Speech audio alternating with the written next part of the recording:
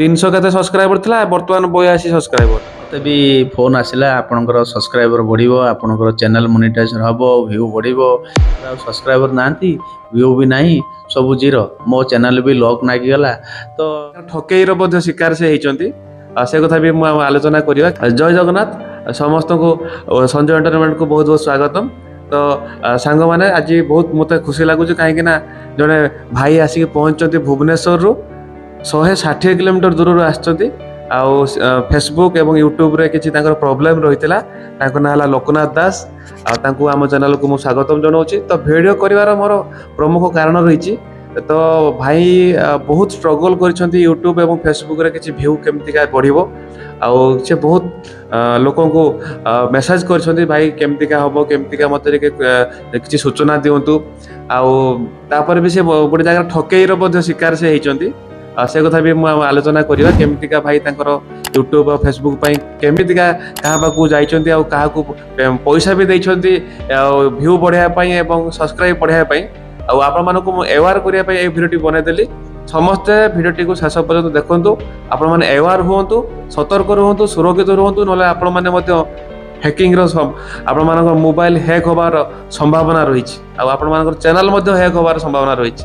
चलंतु दीपद कथा हबा हमर लोकनाथ भाई ना लोकनाथ दास चलते कथा हवा केमितिका थिला तांकर यूट्यूब चैनल और फेसबुक आ कौन करंती चलते दीपद कथा हवा।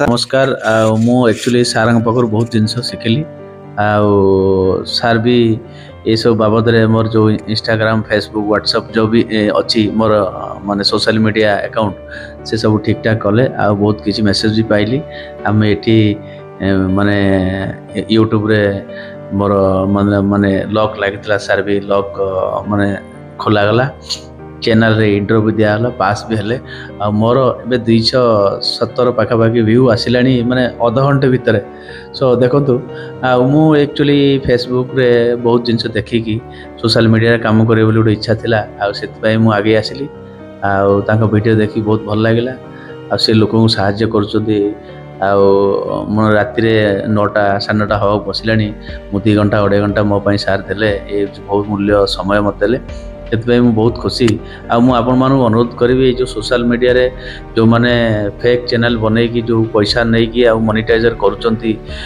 यूट्यूब होची तो आपण माने तांका पाखर टे दूरे रहंतु आम ओडिसा रे जो माने करूचंती तांको सहित कनेक्शन कले ताकि जेबले मु भुवनेश्वर रु आसिकी शहर रे पहुंचला परे मोर जहा जहा सॉर्ट आउट थिला से सब कले मते खुशी लागिला मु पाखरे बसिकी बहुत जिंस शिखी गली आउ केमिति पोस्ट करा जाए केमिति वीडियो रील कंटेंट करा जाए केमिति आपण मतलब ताकू टैगिंग जो हेची जो माने खराब आमर वीडियो ऊपर जो रिस्ट्रिक्शन लागि ता केमिति सॉर्ट आउट करियबो हम सब चीज जानिली तो सेति पई मु आपण मानु धन्यवाद देबी ये चैनल को आपण टिके फॉलो अप करंतु आ सार को सपोर्ट दियंतु सार जेमिति बहु मात्रा रे ग्रो करिवे हम ओडिसा रे सार अछंती आ हमें चाहूचे बाहर लोक को सपोर्ट न देगी आम ओडिशा रे सपोर्ट दिंतु आ ठकामीर शिकार बहुत होचंती पैसा नहीं कि मोनेटाइजर करूचंती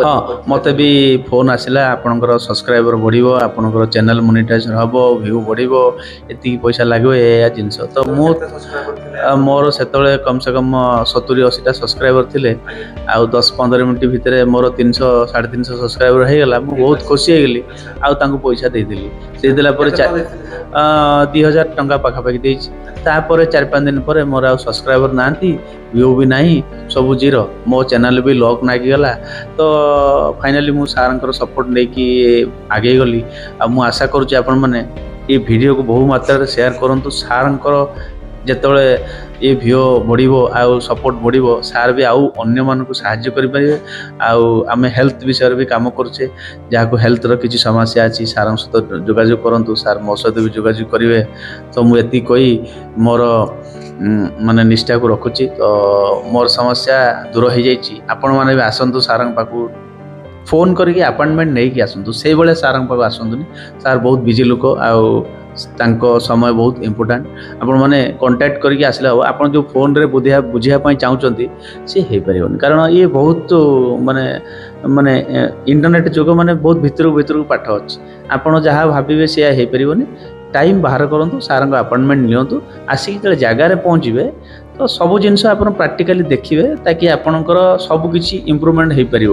ସୋ ଏତିକି କହି ମୋର ଶେଷ ପ୍ରଣାମ ଦେଉଛି। ତ ଆପଣମାନେ ସାର୍ଙ୍କୁ ଫଲୋ କରନ୍ତୁ। ମୋର ଚ୍ୟାନେଲ୍ ନାଁ ହେଲା ଲୋକନାଥ ଦାସ। ଆପଣ ମୋତେ ବି ସବସ୍କ୍ରାଇବ୍ କରିପାରିବେ। ଆଉ ଏତିକି କହି ମୁଁ ରହିଲି, ନମସ୍କାର।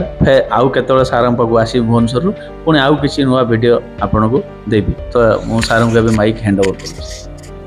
ତ ଆପଣମାନେ ତ ଶୁଣିଲେ ଆମର ଲୋକନାଥ ଭାଇ ଯିଏକି ଷ୍ଟ୍ରଗଲ୍ ବହୁତ ସେ କରିଛନ୍ତି, କେମିତିକା ଚ୍ୟାନେଲ୍କୁ ସେ ଗ୍ରୋ କରିବେ, ତାଙ୍କର ଫଲୋଅର୍ ବଢ଼େଇବେ, ତାଙ୍କର ସବସ୍କ୍ରାଇବ୍ ବଢ଼େଇବେ ଆଉ ଭ୍ୟୁ ବଢ଼େଇବା ପାଇଁ ତାଙ୍କ ପାଖକୁ ଗୋଟେ ଅଜଣା କଲ୍ ଆସିଥିଲା ଯେ ଭାଇ ଆପଣଙ୍କ ଚ୍ୟାନେଲ୍କୁ ଯଦି ସବସ୍କ୍ରାଇବ୍ ବଢ଼େଇବା ପାଇଁ ଚାହୁଁଛନ୍ତି ତ ଆମ ସହିତ ଯୋଗାଯୋଗ କରନ୍ତୁ, ଆମେ ବଢ଼େଇ ଦେବୁ।